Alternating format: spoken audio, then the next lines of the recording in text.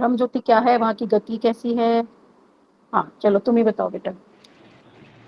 जी दीदी, ब्रह्म ज्योति जो है, इसको एक एग्जाम्पल से मैं पहले लेता हूँ, फिर उसके बाद मैं हम्म। एक्सप्लेन करूंगा। जिस प्रकार सूर्य है और सूर्य का हम्म। प्रकाश है, उसी प्रकार श्री कृष्ण है जो माधुर्य धाम में विराजते हैं, और उनके शरीर से जो दिव्य ज्योति प्रकाश निकलता है, वो है ब्रह्म ज्योति।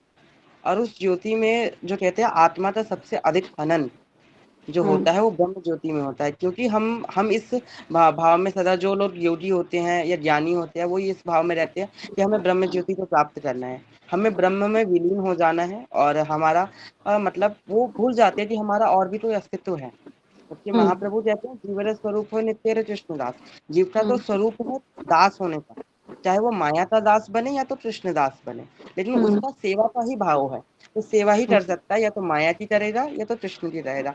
हम्म। जब वो कोई ब्रह्म ज्योति में विलीन हो जाता है, तो उसका कोई स्वयं का अस्तित्व नहीं बचता। इसलिए वो हम्म। सबसे निकृष्ट स्थिति है, जिसमें आत्मा का सबसे अधिक हनन होता है। आत्मा विलीन हो जाती है उस ब्रह्म ज्योति में, जिसमें हमारा कोई अस्तित्व ही नहीं रह जाता, हम समाप्त हो जाते हैं। हम्म। ठीक है, बहुत अच्छा बताया तुमने। बहुत ध्यान से सुन रहे हो तुम क्लासेस, बड़ा अच्छा लगा सुनकर। अच्छा उसके बाद जो मैंने तो, हम्म। हम्म।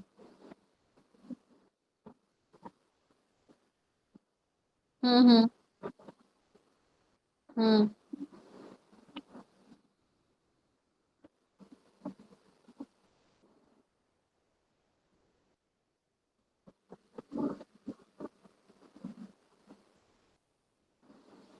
देखो उसके बारे में मैंने गुरुदेव से भी यही प्रश्न किया था जो आपने किया है ना। तो वो एक रेयर केस होता है, क्योंकि जो वहां चला गया है तो वो भी चित्त धाम पर, जिस जो गुरुदेव से हरिनाम और दीक्षा ले चुका और किसी कारणवश इन योगियों के उसमें या संपर्क में आके किसी कारणवश वहां चला गया, तो उसे गुरुदेव वहां से निकाल लाएंगे। वो फिर आएगा धराधाम पे। इसीलिए कह रही हूँ गुरु के महत्व को समझो। वो हमें हर जगह से निकाल के लाएंगे, वो ब्रह्म ज्योति से भी निकाल लेंगे। वो गुरु का कार्य है, वो निकाल कर लाएंगे वहां से। चलो मुझे बताओ, द्वारका मथुरा, और पहले तो द्वारका के बारे में बताओ। द्वारका में मैंने क्या गति बताई कि द्वारका में कौन जाता है? तो मैंने बहुत मैं क्लासेस में बताऊँ? रिपीट किया है। इंदु दीदी। हाँ, मैं बताऊँ। हाँ हाँ बोलो दीदी। द्वारका धाम में सारी स्वकीय भाव मिल जाएंगी, सामंजस्य रति वहां पर होती है।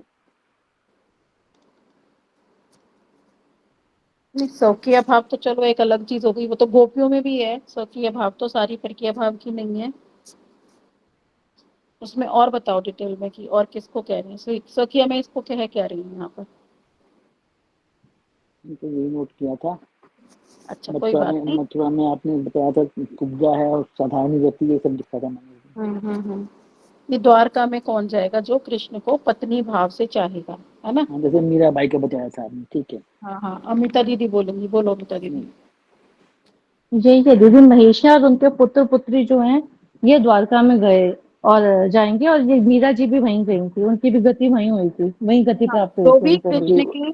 कृष्ण की आराधना पत्नी भाव से करेगा, ठीक है, जो भी पत्नी भाव से करेगा वो द्वारका में जाएगा। और वहां पे रहेगी कौन सी रति आंटी बताया था ना आपने? जस्या रति बताया था आपने। कौन सी? सामंजस्य। हाँ, सामंजस्य रति का क्या अर्थ है? तो समझा दो, मुझे भूल गया। अच्छा कौन बताएगा सामंजस्य रति क्या होती है?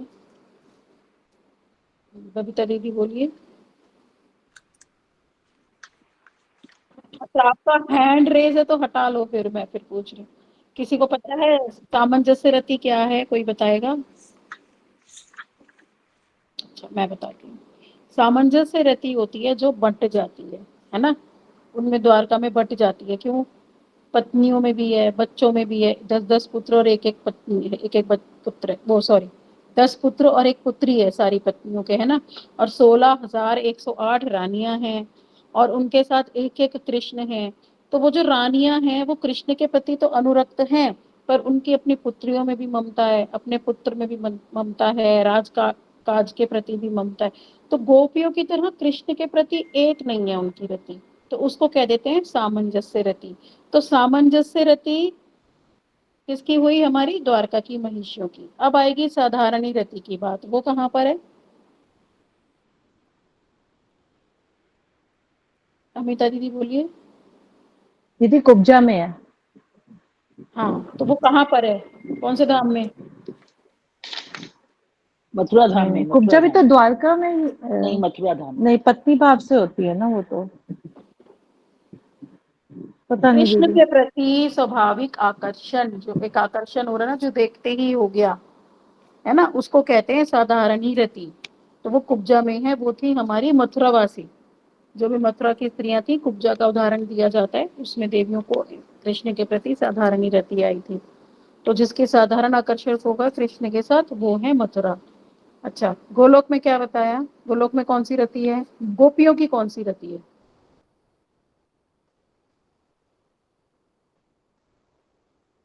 दीदी अमिता जी? हाँ समर्था रहती है दीदी, संपूर्ण रूप से वो एकनिष्ठ होकर प्रेम करती हैं कृष्ण से, इसलिए उनकी समर्था रहती है।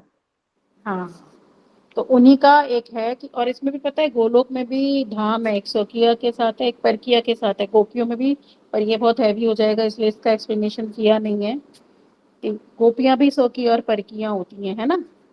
उसमें भी दक्षिणा और वाम्य भाव होता है। तो वो धीरे धीरे धीरे जैसे जैसे इसमें आता जाएगा हम करते चले जाएंगे, ठीक है।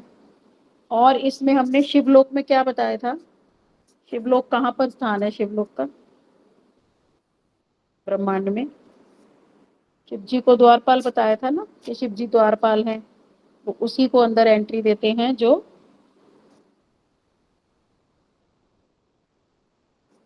चलो बबीता दीदी आप बताओ।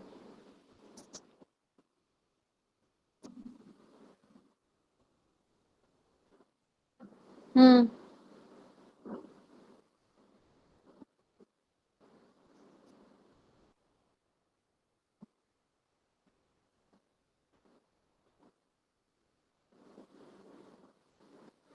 नहीं नहीं नहीं, ये था कि ब्रह्मांड, ब्रह्मांड विरजा नदी में तैर रहे हैं सारे, उसके बाद ब्रह्म ज्योति है, जो फिर चित्त जगत स्टार्ट हो जाता है वहां से, और फिर वहां से जो सबसे पहले लोक आता है चित्त जगत का, वो आता है शिवलोक।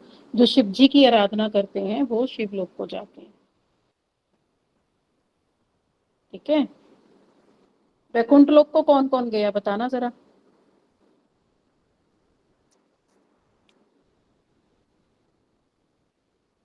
बोलो प्रीशु बेटा बोलो। दीदी वैकुंठ में तो मतलब जैसे वैकुंठ में भी अलग अलग, जैसे ध्रुव लोक है, वैकुंठ का ही एक विस्तार है ध्रुव लोक, जिसमें ध्रुव जी महाराज रहे हैं। फिर वैकुंठ हम्म। में प्रहलाद महाराज भी रहे हैं, लेकिन वैकुंठ के ही एक एक्सपेंशन यानी नरसिम्हा लोक में रहे हैं, वामन नहीं लोक। उसका भी, हाँ उसका भी ना मैंने अभी पूछा था पीछे तो कुचन प्रभु जी से, तो उनका भी कंफर्म नहीं है कि वो नरसिंह लोक को ही गए हैं। उन्होंने बताया मुझे, कह रहे नरसिंह भगवान तो प्रकट हुए थे उसके हिरण्यकश्यप के लिए, है ना, कि उसने कहा था दिन में मरू ना रात में मरू, ना मुझे नर मारे ना मुझे पशु मारे, तो इसलिए वो रूप लिया गया था। पर वो रूप है नित्य, नरसिंह लोक है ऑलरेडी।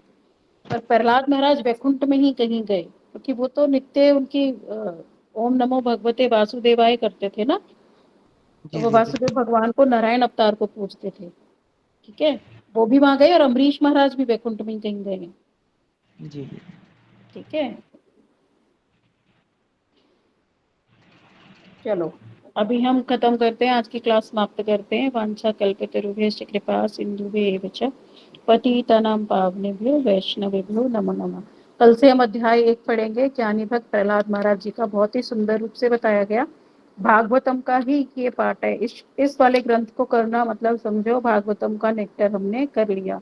पूरी भागवतम नहीं समझ पाते, पर जो भी कुछ है भागवतम का सार वो इसमें है। अभी और किसी को कुछ पूछना है या फिर हम चले अब?